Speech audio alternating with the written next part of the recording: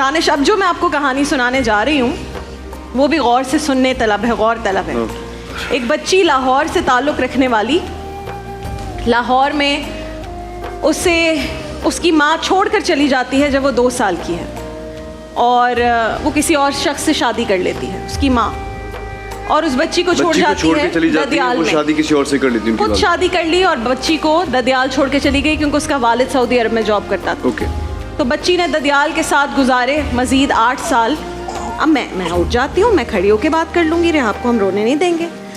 उस बच्ची ने 8 साल गुजारे, और उस 8 साल गुजारने के बाद वो बच्ची जब उसका कांटेक्ट हुआ, पता चला कि उसकी माँ तो जिंदा है, तो उस बच्ची ने अपनी माँ से कांटेक्ट किया, और फिर वो, ये बच्चा रो रहा है भाई, इसको पकड़ मुझे दीजिए। सबा जी भी समझ, क्या बात है, आई थिंक वो भूखी होगी, वो सामने है बच्ची तो उसको संभाल लेगी। तो ये बच्ची जो कि लाहौर से उसका ताल्लुक़, मैं दोबारा बता देती हूँ, इसकी माँ इसे 2 साल में छोड़ कर गई, और उसके बाद जब ये 10 साल की हुई तो इसका कांटेक्ट हुआ, इसे पता चला कि माँ ज़िंदा है, और इसने किसी भी तरह कोशिश करके वो अपनी माँ के पास दोबारा चली गई।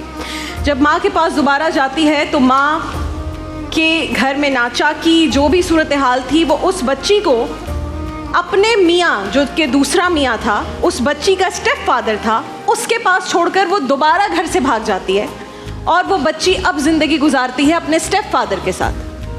स्टेप फादर हर तरह का उस पर जुल्म करता है। मेरे पास जो डिटेल आई थी दानिश, मैं जिस कैफियत में आपसे उस वक्त बात कर रही थी, वो इसीलिए थी कि मैंने ये केस पढ़ा और मुझसे अभी तक बयान नहीं हो पा रहा। वो वालिद हर पॉसिबल जुल्म जो आप सोच सकते हैं वो करता है, और फिर इस डर से और खौफ से कि बच्ची भाग ना जाए उसका पाँव काट देता है। उस बच्ची को फिर उसने इस जुल्म के बाद किस तरह वहाँ से निकली, मैं उससे बच्ची से खुद ही पूछूंगी।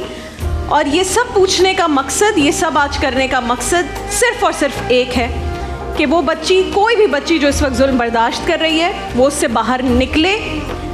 इवेंचुअली अल्लाह ताला की मर्ज़ी से, अल्लाह ताला की इजाज़त से आप ऐसी जगह ज़रूर पहुँचते हैं जहाँ पर आपका कुछ भला हो सकता है। वो बच्ची वहाँ से निकली, उसने कॉल किया एक टीवी चैनल को, उनका प्रोग्राम है सरेआम, उसने मुझे अभी बताया।